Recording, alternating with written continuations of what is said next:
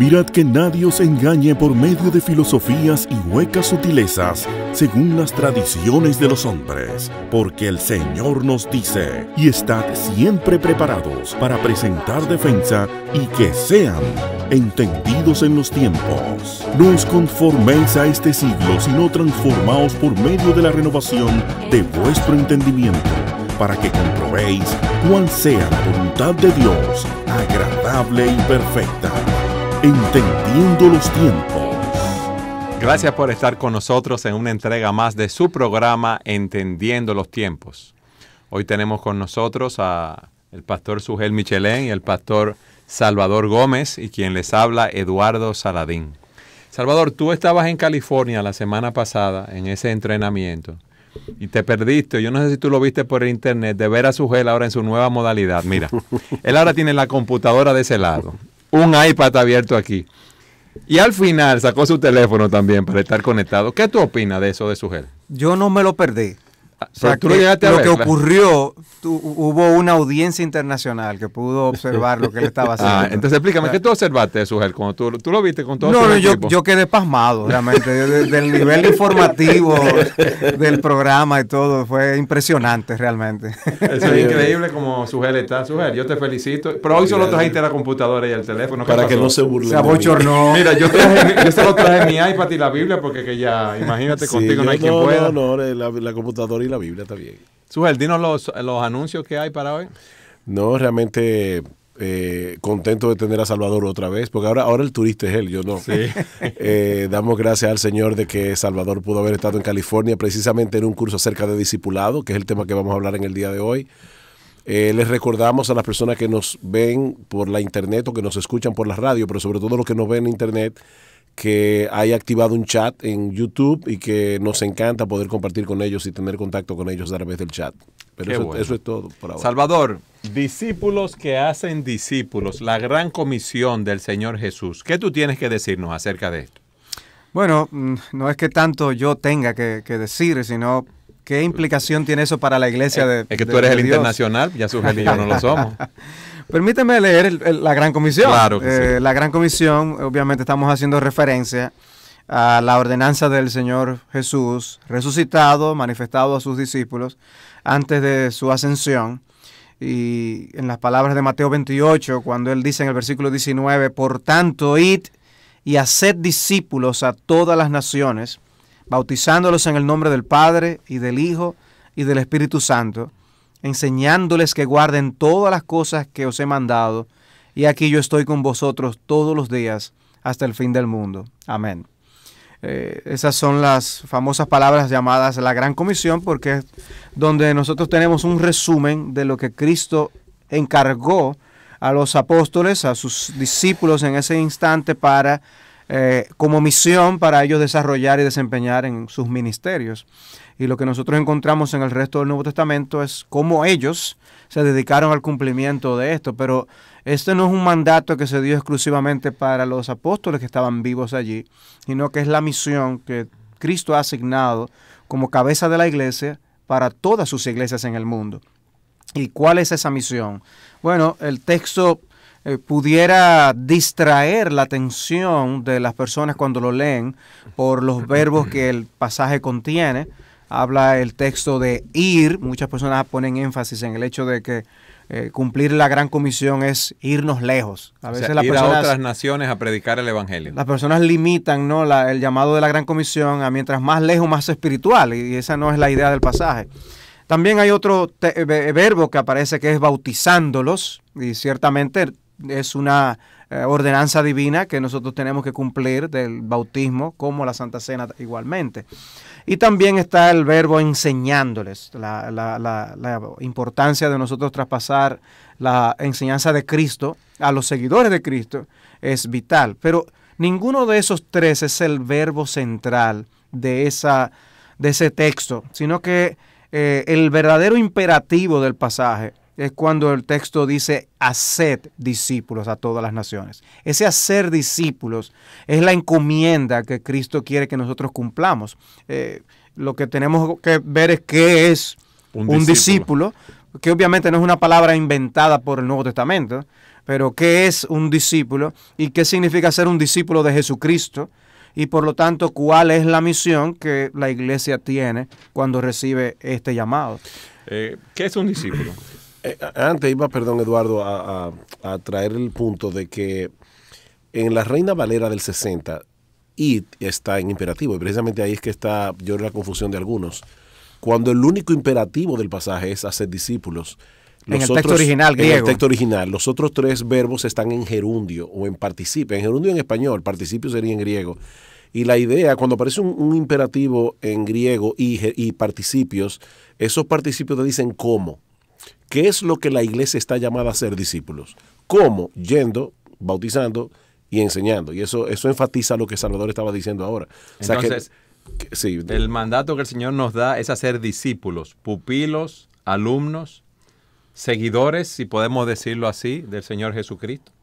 Este domingo en la providencia del Señor me toca en el Evangelio de Marcos, en la serie que estamos llevando, como el Señor Jesucristo dice, el reino ha llegado, el reino de los cielos se ha acercado, arrepentíos y creed en el Evangelio. Inmediatamente después, el Señor Jesucristo llama a Andrés y a Pedro, a Juan y a Santiago a que lo sigan a Él, síganme a mí.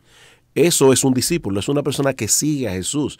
Y eso es sumamente interesante porque en los tiempos del Señor, los rabinos no escogían a sus alumnos, los alumnos escogían con qué rabinos querían estudiar, pero Cristo tiene autoridad y Él es soberano. Y por otro lado, ellos no seguían al rabino, ellos seguían la ley, pero Cristo dice, no, síganme a mí. O sea, un discípulo es una persona que sigue a Jesús, que lo sigue en sus enseñanzas, que lo sigue en su carácter, que lo sigue en la labor que Cristo nos encomendó a hacer. Es una persona que sigue a Cristo, que tiene comunión con Cristo, que está cerca de Cristo. Todo eso está involucrado en hacer discípulos. Ahora tú preguntabas, ¿qué es un discípulo? Un seguidor de Jesús, que imita a Jesús, que vive para Jesús, que tiene a Jesús como el centro de su vida. ¿Qué es hacer discípulo?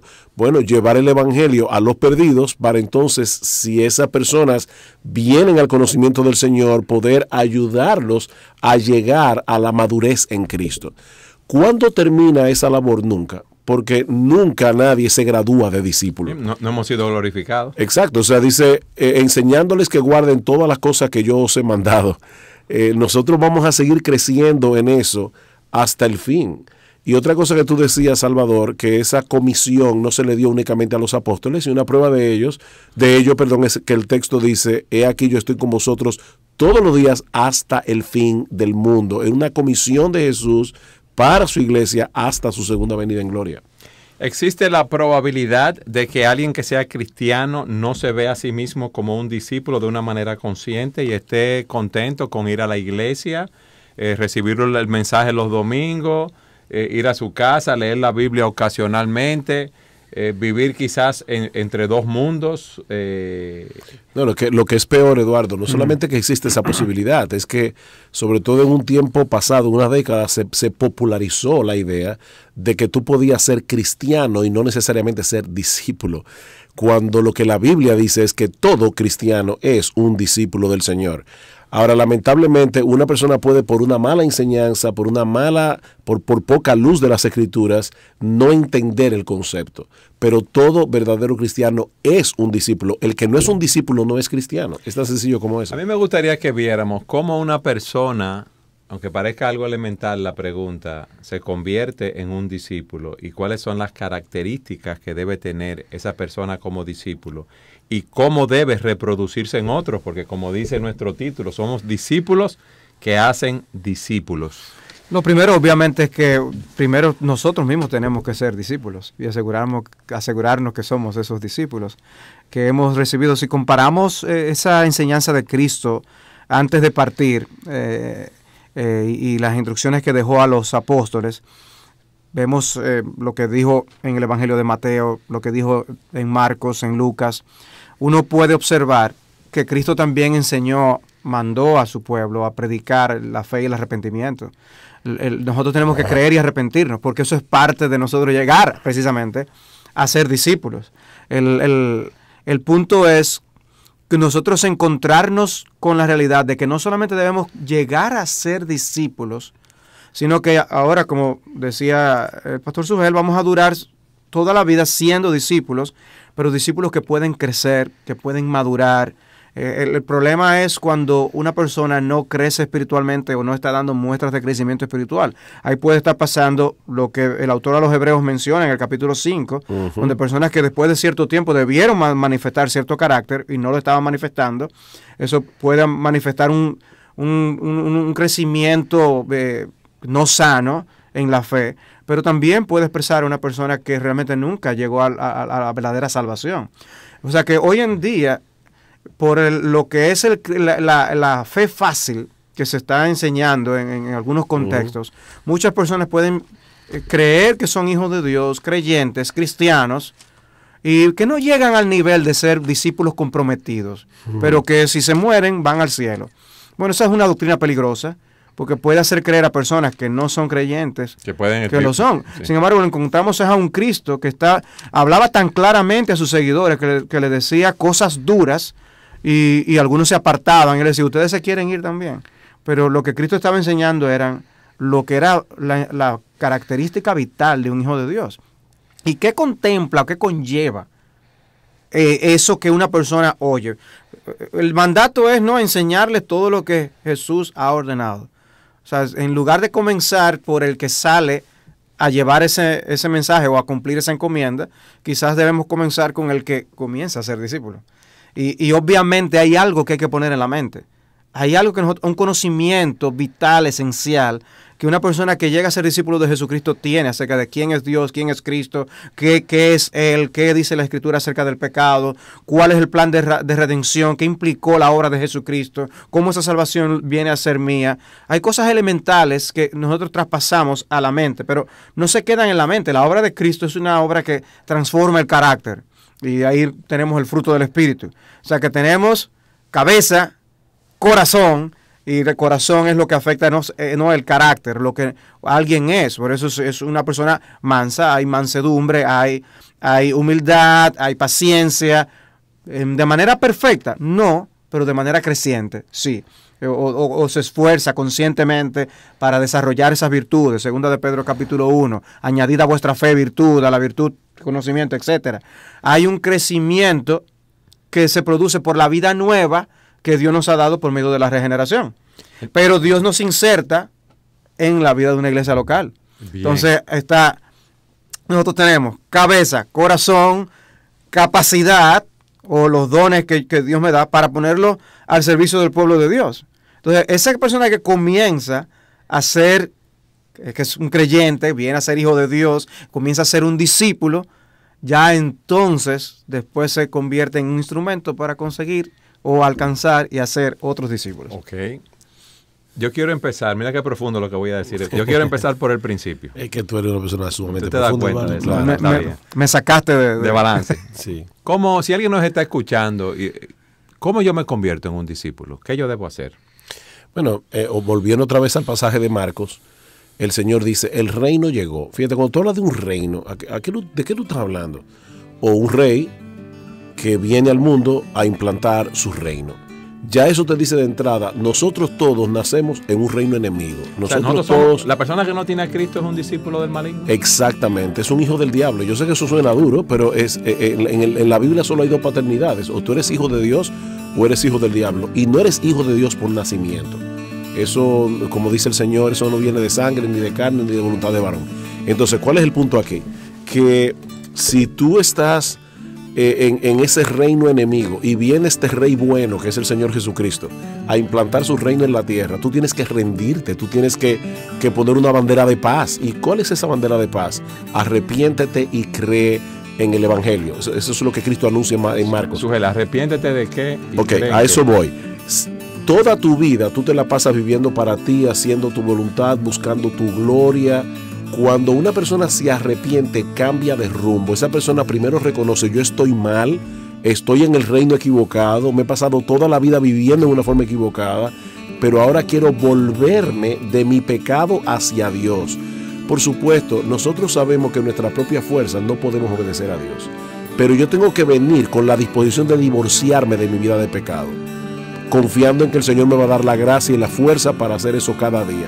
Pero eso no es suficiente. Yo puedo ver mi pecado y ahora cómo yo resuelvo esto. Quedarme ahí, pero tú sabes una cosa, el cómo yo resuelvo esto lo vamos a resolver en nuestro próximo segmento. Siga con nosotros en su programa Entendiendo los Tiempos.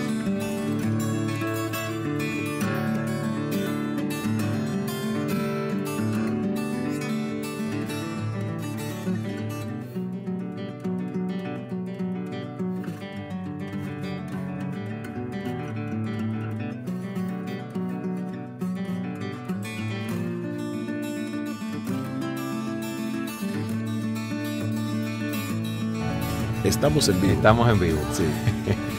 Que tú explicaste lo que era el arrepentimiento y es bueno que nos explique ahora lo que es la fe en Cristo. Sí, fíjate que el Señor, volviendo al pasaje de Marcos, y esto es un tráiler del domingo, dice, el reino ha llegado. ¿Qué es un tráiler? Porque un tráiler es un furgón. Un tráiler es un preview, es un avance. ¿Cómo tú le explicas lo que es un tráiler a una persona en México? Es un avance de la película. Un avance de una película. Sí. Sí, es el corto que tú ves cuando te quieren animar a que tú veas la película completa. Ok, una promoción. Entonces, una promoción, exacto, breve. Pero el asunto es que el domingo vamos a estar viendo precisamente ese pasaje en Marcos donde dice, arrepentíos y creed en el Evangelio. Creed en el Evangelio. O sea, yo puedo ver mi pecado, yo puedo ver, estoy en enemistad contra Dios, tengo un problema con la justicia de Dios, pero yo tengo que creer la otra parte, la buena noticia de que Dios ha hecho algo al respecto. Dios envió a su Hijo que como hombre, siendo Dios, para morir por mis pecados en la cruz del Calvario, para pagar la deuda que yo tengo con la justicia divina.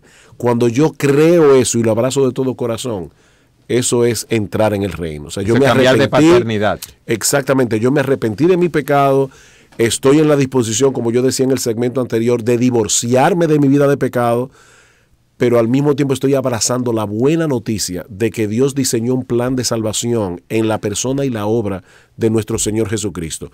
Él vivió la vida de perfecta obediencia que yo no puedo vivir y Él murió en la cruz del Calvario la muerte que yo merezco morir. Y cuando yo confío plenamente en Él y solo en Él, no en Él y en mi religión, no en Él y en mi decencia, no en Él y en mis buenas obras, solo en Cristo, yo soy salvo y ya entro en el reino de Dios. ¿Sabes cuál es me encanta que hayas introducido el tema del Evangelio, porque es vital para el discipulado. Pero yo creo que la debilidad en nuestra época ha sido que muchas iglesias solamente ven el Evangelio o hablan del Evangelio a aquellos que están evangelizando. Es como lo que le dicen a los que no conocen del Señor, y después una vez ya entran al conocimiento del Señor, ya están en la iglesia, entonces le hablan de otra cosa. No, en las Escrituras el Evangelio es algo que el que es discípulo también tiene que seguir creyendo. Nosotros no dejamos de creer en el Evangelio una vez entramos a la gracia de Dios. Vamos a subsistir siendo discípulos correctamente porque vamos a seguir alimentándonos del Evangelio. Claro. Así es. Eso es lo que nos va a ayudar a crecer espiritualmente, lo que nos va a ayudar a vencer el pecado, lo que nos va a ayudar a salir de nosotros mismos para ir a buscar a otros y servir de bendición. Y prueba de eso, perdón Eduardo, son las cartas del Nuevo Testamento. ¿Qué es lo que hacen las cartas del Nuevo Testamento? Explicar el Evangelio y cómo se aplica a la vida del creyente. Hemos visto lo que es un discípulo, cómo yo cambio de paternidad, de la paternidad del maligno a la paternidad de Dios mediante el arrepentimiento de mis pecados. O siendo un aprendiz del diablo a ser un aprendiz de Cristo. Así es. Sí. Por medio del arrepentimiento y la fe. Yo quiero que veamos las características de un discípulo. Y tú en el primer segmento nos hablabas de ese fruto del Espíritu que debe caracterizar la vida de una persona. ¿Qué más podemos decir acerca de estas características para que las personas que nos están oyendo puedan evaluarse y enfocar sus vidas hacia lo que Dios demanda de ellos? Hay muchas cosas que nosotros podemos encontrar en las Escrituras para poder ver cómo debe vivir un discípulo, qué debe hacer un discípulo, cómo debe ser un discípulo. Pero cuando vemos a Cristo mismo enseñándole a sus apóstoles, a sus seguidores, qué debían hacer, qué debían seguir, obviamente se desprende de allí el hecho de que tiene que ser enseñable a lo que Cristo dice. Por eso enseñándoles todas las cosas que yo os he mandado y que las guarden. Debe de haber un espíritu enseñable, debe haber amor a Cristo. Nosotros obedecemos sus mandamientos. Dice, yo les doy este nuevo mandamiento, que se amen los unos a los otros, pero primero tiene que haber un amor al Señor que nos está mandando. O sea, que hay amor a Cristo, amor a los demás. Tiene que haber muerte al yo. Nosotros somos crucificados con Cristo. Tomar su cruz cada día. Eso implica la negación personal. De hecho, Cristo dice, el que se ama a sí mismo más que a mí, dice, no puede ser mi discípulo. El que ama padre o madre más que a mí no es digno de ser mi discípulo. Entonces Cristo mismo está poniendo cuáles son las características, cuáles son los requisitos del verdadero discipulado cristiano. Y esa es la razón por la que algunos dicen, no, es que hay personas que no son así. Vamos a crear mejor una división de que hay cristianos que todavía no han llegado a ser discípulos y así mantenemos eso en una categoría. Lo único que eso es muy peligroso porque tú estás haciendo a personas creer que son creyentes, no siéndolo realmente, no teniendo las características que Cristo mismo dice debe tener un discípulo. Mira este pasaje. Yo les decía fuera de cámara que otra vez estudiando en Marcos, ahora me van a oír hablar mucho de Marcos. Parece que estás predicando de Marcos. Sí. Estudiando el Evangelio de Marcos, vemos algo interesante. Marcos menciona 3 veces, pone a Jesús hablando de su muerte. Siempre que Jesús habla de su muerte en Marcos, inmediatamente lo conecta con el discipulado. Uno de esos textos es Marcos capítulo 8. En el versículo 31 al 33, el Señor le dice a los discípulos, yo voy a morir, y ahí es donde reprende a Pedro, que le dijo, en ninguna manera eso te acontezca. Pero inmediatamente en el versículo 34, escuchen el lenguaje del Señor, y llamando a la gente y a sus discípulos, aquí ya hay un escenario, ¿verdad? Está la gente en general y los que ya eran discípulos, les dijo a todos, si alguno quiere venir en pos de mí. O sea, Cristo nos dijo, miren, hay 2 categorías, ustedes pueden ser discípulos A o pueden ser cristianos simples B. No, solamente hay cristianos discípulos A, los que siguen a Cristo, los que van en pos de Él. ¿Y quiénes son esos? Si alguno quiere venir en pos de mí, niéguese a sí mismo y tome su cruz y sígame. Hoy día, el tomar la cruz no es algo que nosotros asociamos fácilmente, sobre todo en el mundo occidental, porque a nadie ya lo matan crucificado. Tal vez sería mucho mejor si nosotros pudiéramos ver ese pasaje contextualizando el día de hoy. Si alguno quiere venir en pos de mí, tome su silla eléctrica y sígame. Eso lo planteo de una manera diferente. Toma ese instrumento de muerte, porque la cruz no son los problemas de la vida. Hay personas mujeres que están casadas con esposos que las maltratan, y dice, esa es mi cruz. Otras personas que tienen una enfermedad grave, esa es mi cruz. No. En la cruz, en la época de Jesús, era un instrumento de muerte.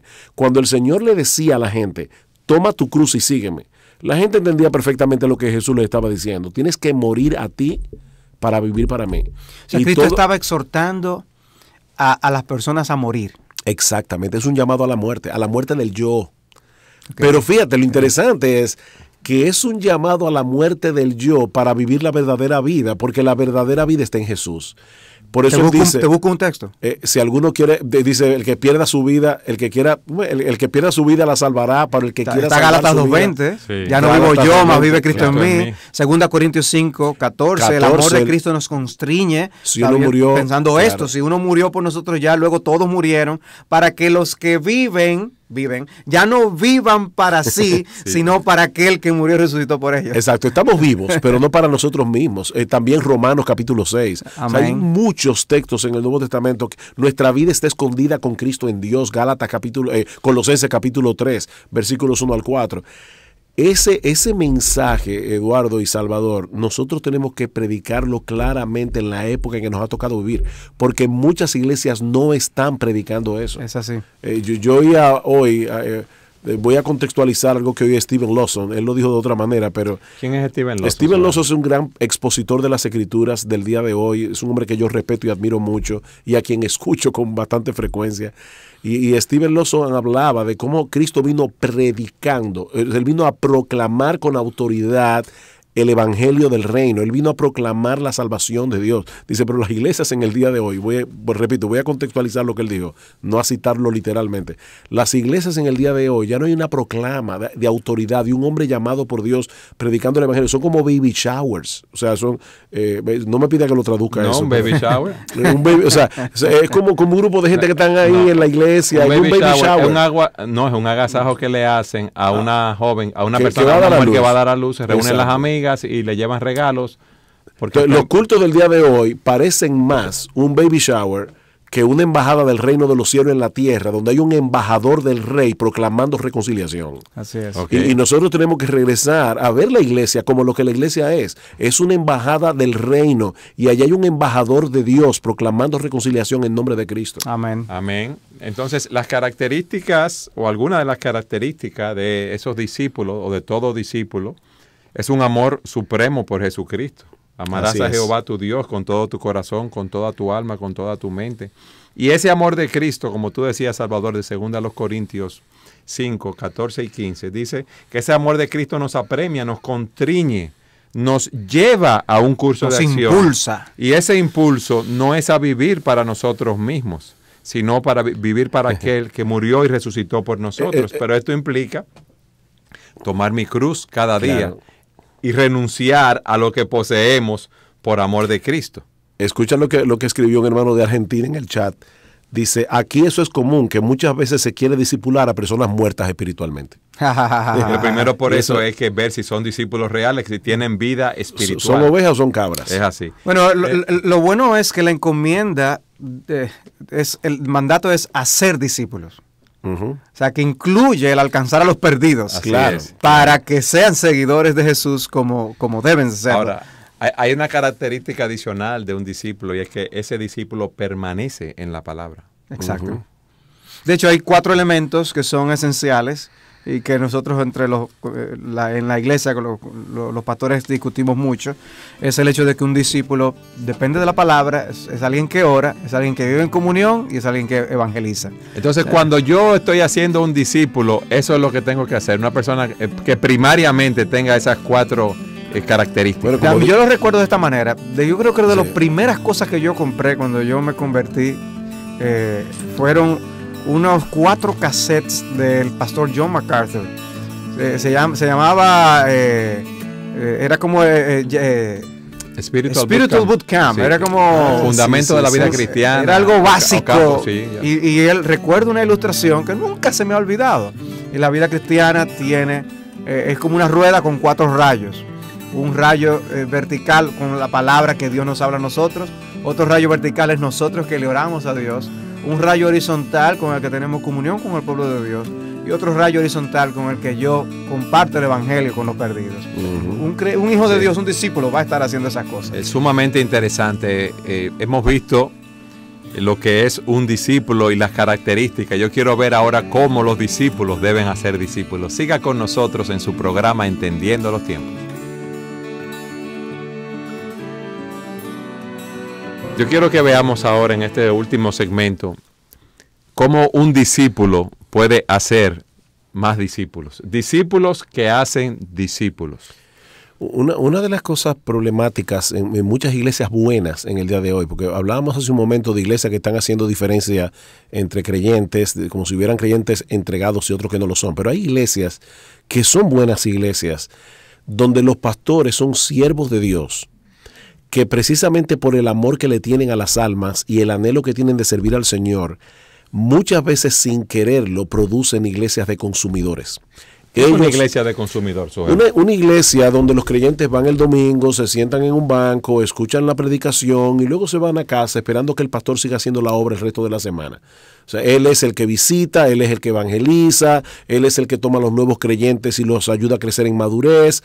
Sin embargo, es un cuerpo atrofiado, entonces. Ese no es el patrón que nosotros encontramos en el Nuevo Testamento. En Efesios 4 es claro cuando el apóstol Pablo dice que nuestro Señor Jesucristo constituyó a unos apóstoles y profetas, que son los que pusieron el fundamento de la iglesia de Cristo, en paréntesis, ¿verdad? Es decir, que ya no hay más apóstoles en la iglesia. Nosotros somos una iglesia apostólica porque construimos sobre el fundamento que ya los apóstoles pusieron en el Nuevo Testamento, pero hay también evangelistas y pastores maestros.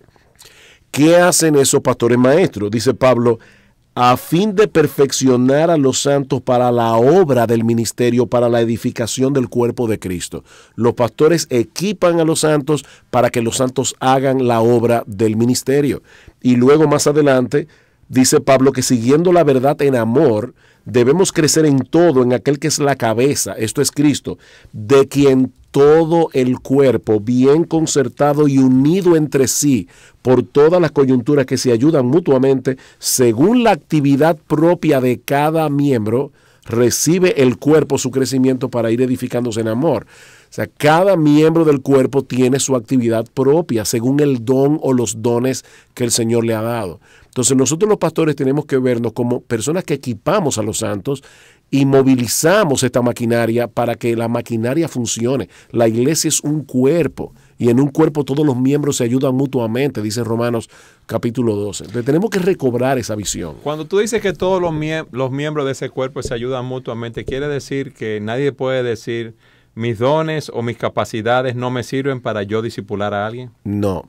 Todos tenemos algo que hacer, exactamente. O sea, todos tenemos algo que hacer. Ahora, tenemos que entender que no todos tienen los mismos dones. O sea, ayer hablábamos bastante en el Consejo de Pastores sobre este tema y Salvador trajo un punto interesante aquí cuando dice, no todo el mundo tiene la misma capacidad tal vez de tomar a un nuevo creyente y reunirse con él por un largo tiempo para darle una instrucción, pero tal vez ese creyente puede tomar en un momento dado a un cristiano que está andando mal y amonestarlo o trayendo una luz que ese cristiano no tiene, porque fíjate que la gran comisión es enseñándoles que guarden todas las cosas que yo os he mandado. Imagínate una nueva creyente que llega a la iglesia y llega todavía con patrones de vestimenta del mundo, se viste de una forma inmodesta.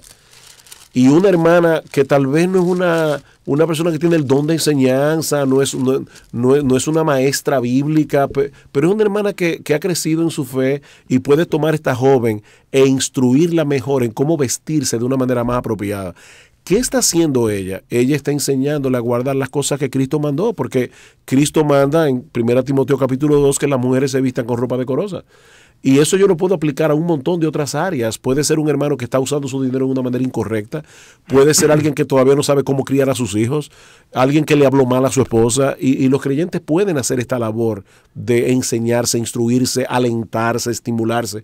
Todo eso es hacer discípulos. El punto es, nadie está fuera del llamado de la Gran Comisión en la Iglesia de Cristo. Todos participamos, uno de una manera, otro de otra. La predicación pública es una manera de hacer discípulos, claro, pero no es la única manera. Hay otros aspectos en los que nosotros nos involucramos. Por ejemplo, debe haber un contacto uno a uno. La Escritura nos enseña a exhortarnos, nos llama a alentarnos, que vamos a la iglesia, Hebreos capítulo 10, versículos 24 y 25, vamos a la iglesia precisamente a exhortarnos al amor y a las buenas obras. Eso implica hablar.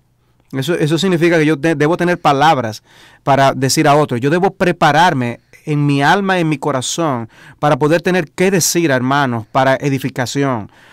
Nosotros dejamos que las cosas sucedan, nos reunimos en los hermanos cuando participamos de una actividad y nos vemos en la iglesia, hablamos de muchas veces cosas que no necesariamente edifican, a veces todo lo contrario. Cuando Cristo nos llama a ser instrumentos que nos ayudemos a crecer los unos a los otros. Ahora, no todos podrán llegar a todos los niveles.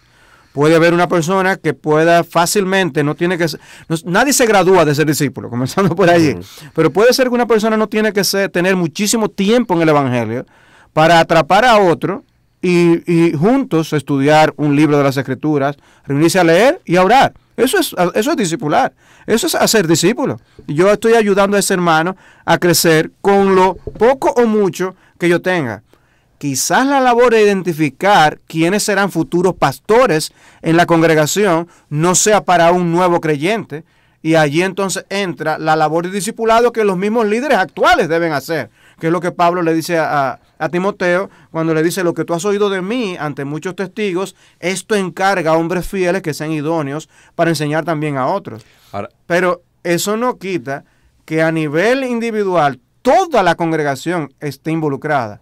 Y nuestro anhelo no debe ser tener la congregación centralizada y que solamente yo soy el que puedo aconsejar, yo solamente soy el que puedo dar una voz de instrucción. Porque Pablo dice en Romanos 15 sobre los romanos, el anhelo nuestro debe ojalá ser, todas las iglesias sean como la de Roma, pero estoy seguro de vosotros, hermanos míos, de que vosotros mismos estáis llenos de bondad, llenos de todo conocimiento, de tal manera que podéis amonestaros los unos a los otros. Eso es excelente, pero déjame decirle algo a Salvador Sugel.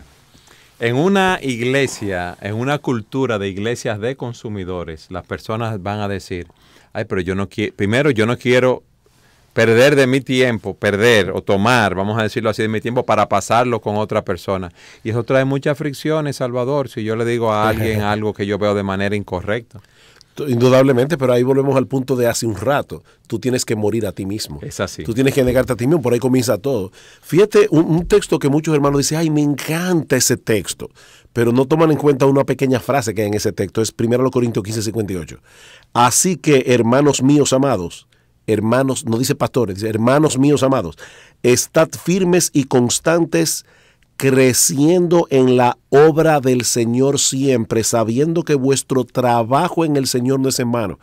Pablo le está enviando una carta a una iglesia común y corriente, pero no cualquier iglesia, la iglesia de Corinto. Que tenía mucho una problema. Iglesia que tenía muchos problemas. Y fíjate cómo Pablo le dice, hermanos amados, sigan creciendo en la obra del Señor siempre, sabiendo que vuestro trabajo en el Señor, el trabajo en el Señor de los miembros de la iglesia, no es en vano.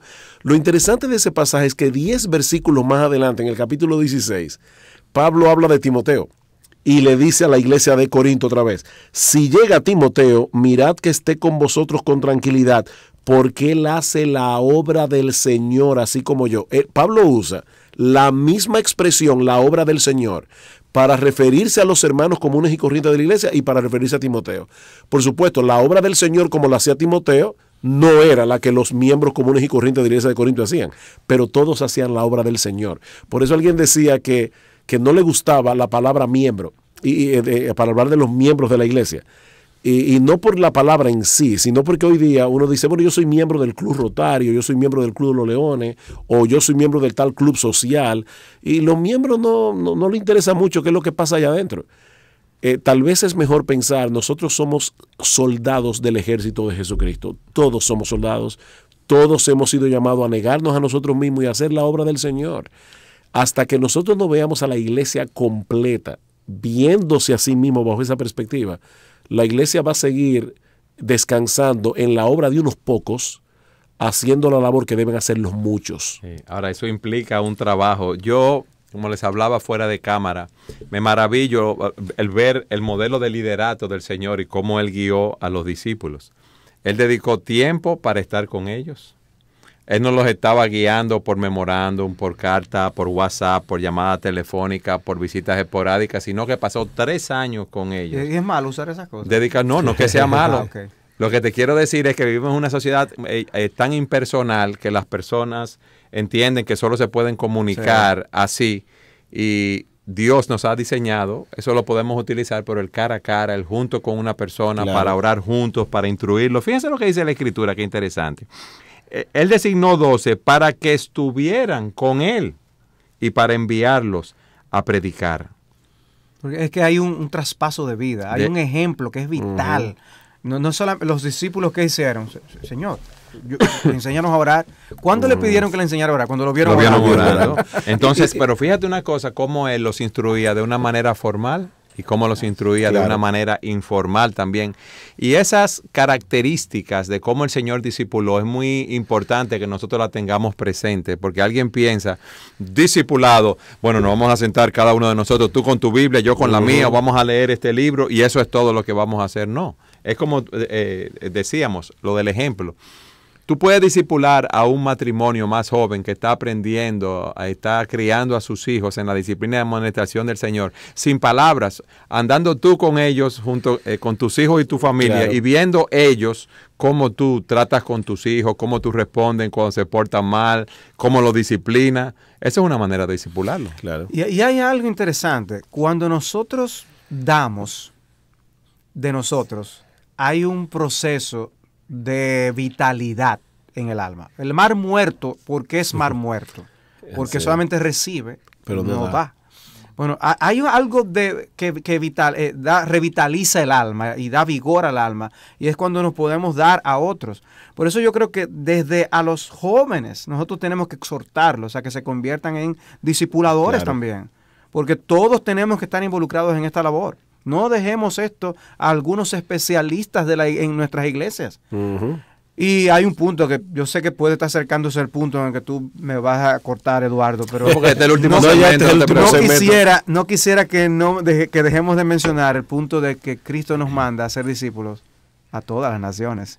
O sea, es el hecho de que pudiéramos nosotros sentirnos muy satisfechos con las 4 paredes de nuestras iglesias y nosotros pensar que entre nosotros ya yo estoy bien, yo estoy haciendo todo lo que Cristo me ha mandado, si nos olvidamos de que es de todas las iglesias locales la responsabilidad de diseminar el evangelio y hacer discípulos en todas las naciones, porque el corazón de Dios está detrás de todas esas naciones. Claro. Y así como nos alcanzó el evangelio a nosotros, debemos dar de gracia lo que de gracia hemos recibido. Y no todas las iglesias van a tener la capacidad de enviar misioneros necesariamente. Correcto. Pero todas las iglesias pueden orar, todas las iglesias pueden ofrendar, o sea, aunque sea un mínimo, pero el punto es que el corazón de Dios es un corazón misionero, porque de hecho su hijo, el hijo de Dios es un misionero, él fue enviado a la tierra a traer el evangelio y hacer que el evangelio sea posible. No es posible seguir a Cristo y no tener un corazón misionero, y es algo de lo que nosotros tenemos que arrepentirnos muchas veces y pedir al Señor que nos ayude. Puede ser que no vayamos a un lugar en el extranjero, pero imagínense una iglesia donde haya personas capacitadas para traducir las escrituras con facilidad lingüística. Pudiera haber 2, 3 personas en una iglesia cuya participación sea traducir las escrituras para el lenguaje de personas que no tienen palabras de Dios ahora mismo. Ahora, tenemos que entender, y no quisiera dejar de mencionar este punto, que cuando la iglesia abraza una visión como esta, tiene que estar dispuesta a decir que no a algunas cosas para poder hacer lo que Cristo nos ha mandado a hacer. Yo creo que las conferencias multitudinarias tienen un lugar y son útiles en ciertos contextos. Pero alguien decía en tono de broma, si Jesús hubiera dicho, id y haced conferencias, nosotros estaremos siendo discípulos. Pero como dijo, id y haced discípulos, estamos haciendo conferencias. Sí. Realmente nosotros tenemos que entender que lo que hace crecer la vida de un creyente, una conferencia te puede animar, te puede estimular, pero lo que te hace crecer es ese contacto tú a tú con alguien, es esa relación vital con una iglesia. Últimamente está muy de moda, ¿verdad?, que las personas en las iglesias escuchan más a pastores que están en la internet que a sus propios pastores, pero Cristo dio pastores a la iglesia para que instruyeran a la iglesia, para que también ese pastor tenga una relación vital con esos miembros. Entonces, esa relación de iglesia no se debe descuidar y nosotros tenemos que seguir enfatizando esto. No somos cristianos cibernéticos. Y yo uso mucho el internet y escucho predicadores por internet, pero el punto es que yo soy pastor, pero pertenezco a un cuerpo y yo tengo pastores sobre mí, ustedes son 2 de ellos. Y ustedes son mis pastores. Los pastores míos no son, yo oigo Steve Lawson, pero Steve Lawson no es mi pastor. John Piper no es mi pastor, ustedes son mis pastores. Y esa relación vital de la oveja con los pastores, las ovejas entre sí como miembros que son de un cuerpo, eso es lo que produce el crecimiento, según Pablo en Efesios capítulo 4. Entonces, el llamado nuestro es a ser discípulos y debemos estar trabajando en hacerlo y hacer también que cada hermano de la iglesia sea un discipulador y esté enfocado haciendo esa labor. Pero ¿qué pasa a la luz de lo que tú decías? ¿Tenemos una presión de fuera, Sujel? Claro. Tenemos la presión, ¿verdad?, de todos esos actos multitudinarios, todas esas conferencias que, como tú dices, son buenas, pero no va a hacer, esas conferencias no van a hacer la función de lo que se hace del 1 a 1 en el discipulado en la vida de la iglesia. O quita las conferencias y pon esto. Hay iglesias que tienen culto todas las noches o que tienen una actividad todas las noches. Cuando tú tienes una iglesia tan activista, tan llena de cosas en la agenda, ¿qué tiempo tienen los hermanos de la iglesia en poder hacer discípulos? ¿Qué tiempo tienen los padres de familia en estar con sus hijos? No, yo te voy a decir algo. ¿Qué tiempo tienen los miembros de la iglesia para cultivar su propia vida espiritual, su relación Entonces, personal con el Señor? Parece una iglesia viva porque tiene un montón de actividades, pero no necesariamente. El activismo no es síntoma de vida espiritual. Pero tú sabes cuál es el peligro, Sujel, que muchas personas piensan que eso es la vida de la iglesia o es lo que es una iglesia exitosa, una iglesia que está en muchas actividades. Y nosotros lo que queremos es formar discípulos, personas piadosas que sigan al Señor Jesucristo y se reproduzcan en otro. Ahora, lo que decía el apóstol Pablo, lo que él padecía era hasta ver a Cristo formado en ellos. Sí.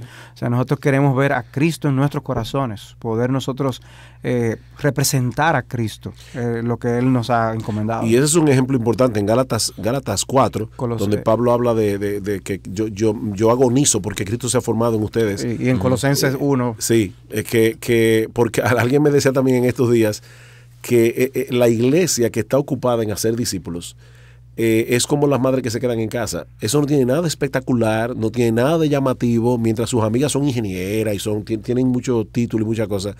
¿Y qué tú haces? En casa cuidando a mis hijos. Eso no parece nada llamativo, pero es a eso que el Señor nos llamó como iglesia, a ser discípulos. Si nosotros estamos haciendo muchas cosas y no estamos haciendo discípulos, nosotros somos un reloj que no da la hora. y esto no será también porque hay personas que están, hermanos, en tantas actividades que ellos mismos no están cultivando su propia vida espiritual. Indudablemente. Y no están enfocados o entienden que al no estar en una relación cercana con el Señor, no pueden dar nada a otros hermanos. Definitivamente. O sea, si yo tengo una relación con Cristo que es vibrante, yo quiero compartirla. Ahora, Eduardo, veo que el tiempo se está acabando y no me gustaría que dejáramos de mencionar este libro de Colin Marshall y de Tony Payne. El enrejado y la vid. Una visión que transformará tu iglesia. Discípulos que hacen discípulos. ¿Quién explica el libro? ¿Tú viniste de la conferencia donde trataron ese libro? No es que trataron el libro per se, pero enfoque del libro. El enfoque del libro, básicamente hemos hecho un destilado, en pocas palabras, de lo que el libro contiene. Estos hermanos se han dedicado o han visto con preocupación cómo este ministerio de discipulado se ha descuidado por las iglesias y hemos caído ya sea en una complejidad de la manera en que se manejan las iglesias, donde permitimos que a veces tradiciones, en la forma en cómo se gobierna una iglesia, cómo se hace la vida de iglesia, minimicen esto que es central en lo que Cristo nos encomendó de la Gran Comisión. ¿Y de qué nos vale a nosotros poder pertenecer a grandes denominaciones, poder tener grandes edificios si nosotros no nos encontramos llevando a cabo la obra en conjunto como iglesia, que no la puede hacer el pastor o un pastor o los pastores que una iglesia local tenga? Esa obra solo puede ser hecha por todos los dones, todos los hombres y mujeres a quienes Dios, el Espíritu, capacitó para que lleven a cabo la labor de la Gran Comisión. A mí me gusta mucho lo que dice el pastor Mark Dever recomendando este libro. Según este libro, dice el pastor Dever, los cristianos deben ser discípulos que hagan discípulos y la misión de los pastores es prepararlos para lograrlo. De hecho, quiero aprovechar para decir, seguramente hay pastores que nos están viendo, decirles, lean este libro, es un libro importante. Nosotros en el Consejo de Pastores de nuestra iglesia, los 9 pastores tuvimos que leer este libro y ventilarlo. Y si hay miembros que nos están mirando, regáleselo a su pastor. Sí. Es un libro que yo creo que el Señor ha usado a estos hermanos, a Colin Marshall y a Tony Payne, para traer, no es una moda nueva. O sea, ellos simplemente están regresando a lo que Cristo nos mandó a hacer hace 2000 años atrás. Esto no es nuevo, no es ahora vienen con un programa novedoso. No, esto no es un programa, esto es un estilo de vida, esto es un traspaso de vida. Lo que pasa es que es una labor ardua, que tú no ves el resultado, los frutos inmediatamente, y muchas personas, muchos pastores, por la presión que tienen externa y de personas de la iglesia, no quieren embarcarse en un proyecto así. Y debemos tener el cuidado de no amar tanto nuestras propias tradiciones evangélicas que minimicemos el mandato de Cristo. Nosotros vamos a enseñar a otros a hacer todo lo que Cristo ha mandado.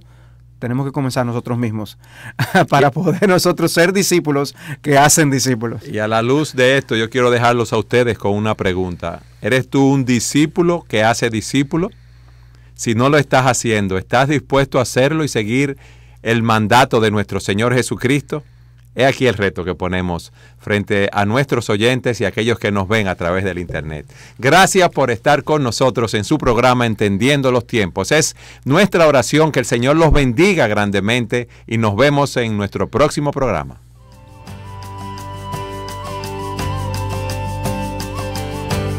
Gracias por su sintonía. Escúchenos nuevamente a esta misma hora, el próximo miércoles.